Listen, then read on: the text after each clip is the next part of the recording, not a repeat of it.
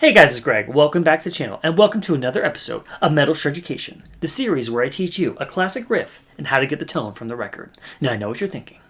But Greg, I can't even play classic riffs, and I can't even get classic tones. Oh my god! Well, shut up and don't be silly. I can, and that's why I've summoned you for this. You're welcome. Okay, so if you're brand new to this series, and, welcome if you are, this series is all about, teaching you a classic riff, but also how to get the tone from the record. But not with, the vintage gear used at the time, blah, blah, blah, with real-world, everyday gear that we have in 2022, okay? Now, if you have all the old vintage gear, great, use that. But this is all about showing you just average, everyday person, what they have, and, using my settings that I found and then tweaking from there. Okay, so doing the research for this particular one, there basically was no research. I couldn't find anything consistent at all on this one. Mick Mars used like 100 different kinds of guitars, many different amps over the years.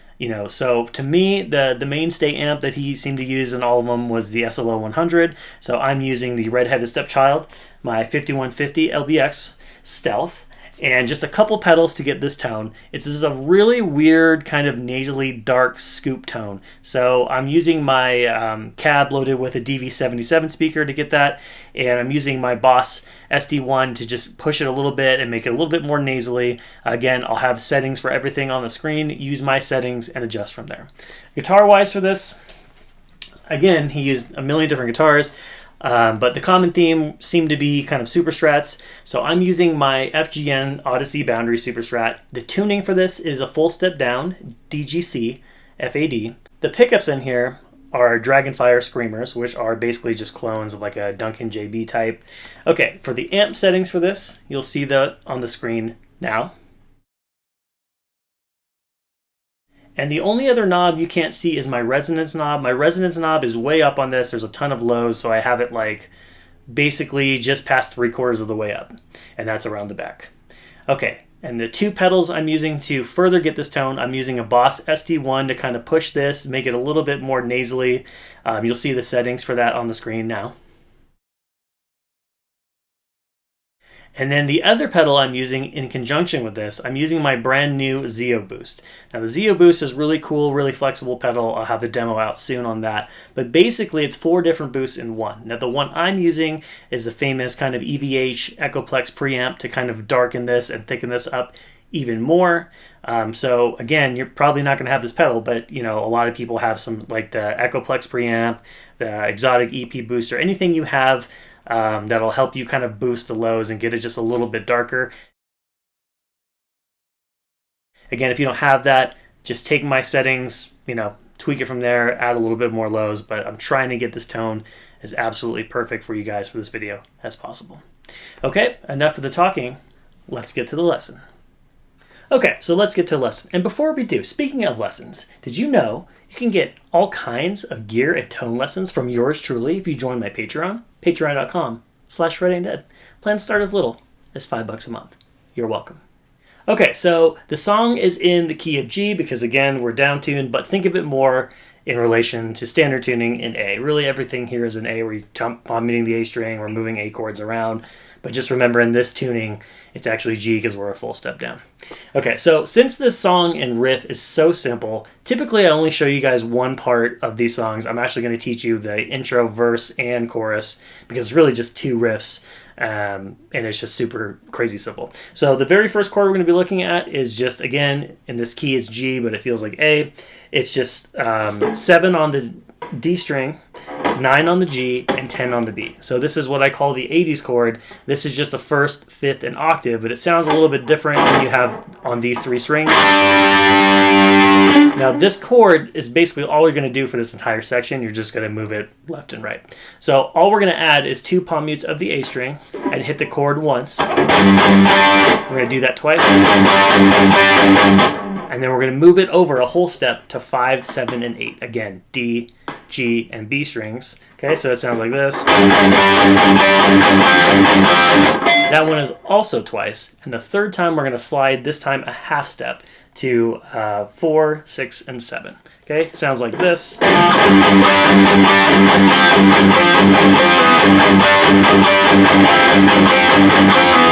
The picking also good to know. This is all down picked. Now you could alternate pick it, but since it's so slow and chunky, you really want to get the entire thing down picked. So all the palm mutes are down picked, as well as all the chords.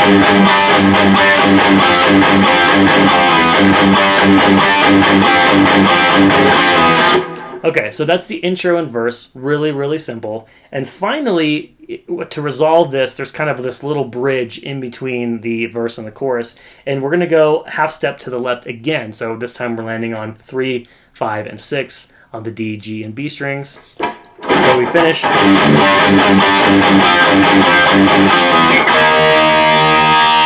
He lets that ring out for a whole note. Okay, so after the 4 counts, then he goes 1, 2, 3, 4, and it kicks into the chorus. So it sounds like this. Okay, and that's kind of signaling the end of this riff. Okay, and now we're transitioning to the chorus. The chorus, really simple. This is a really clever, cool kind of chromatic run that he's using different power chords to do. Okay, so this is actually going to look like your A chord, but again, we're a full step down, so technically it's a G. Who cares about that? It's an A chord. So we're going to play the 2nd fret of the D string, and we're going to vibrato. And after that vibratos, you're going to hit the open A. So we don't play the full chord. We go. And that's kind of the common theme for this. He's going to move through different chords, but he's always going to come back to that open A string every single time. So first time is just the 2nd fret vibratoed. Okay, now here it's 2nd fret of the D string and 5th fret of the G. So he starts with this kind of dissonant chord, and then we're going to sharp just the first finger over to 3 to kind of resolve it again. Now we're going to start on 3 and 5, and we're going to move to 4 and 5. Now we're going to start on 4 and 5, and then move that to just barring the 5th inverted. Inverted is a fancy term for laying your first finger flat on 2 strings. So I'm laying it flat on 5th fret of D and G. So I'm going to play this real slow, and again, in between each one of these, we have that open A note. Now the first one is just 1 note. All the rest have the 2 chords, and then the open A after it. So it sounds like this.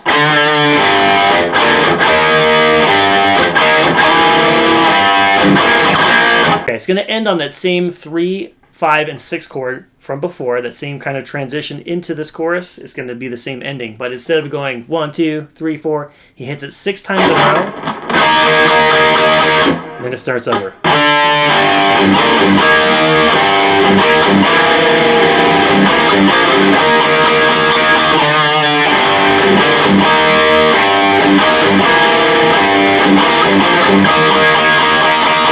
And then we're right back to the first riff again.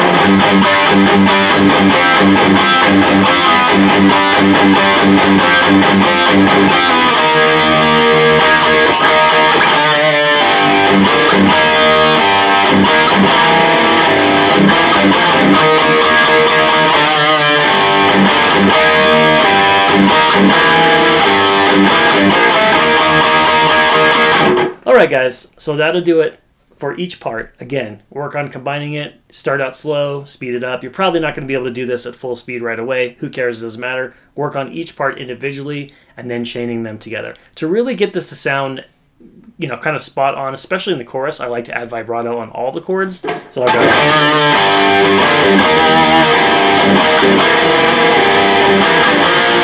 But again, that's super optional. You don't have to do that, and that's too hard for you. Don't worry about it. So that's the basics of it, and that's all you really need. Alright guys, so that'll do it for this video. What do you think? Did I sort of nail the tone?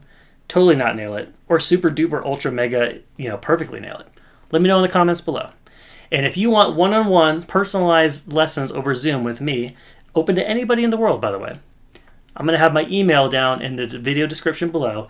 Hit me up for that. I do weekly 30, 45, and 60-minute lessons. And as always, like, share, subscribe, tell people alive and dead about the channel, and I'll summon you for the next video.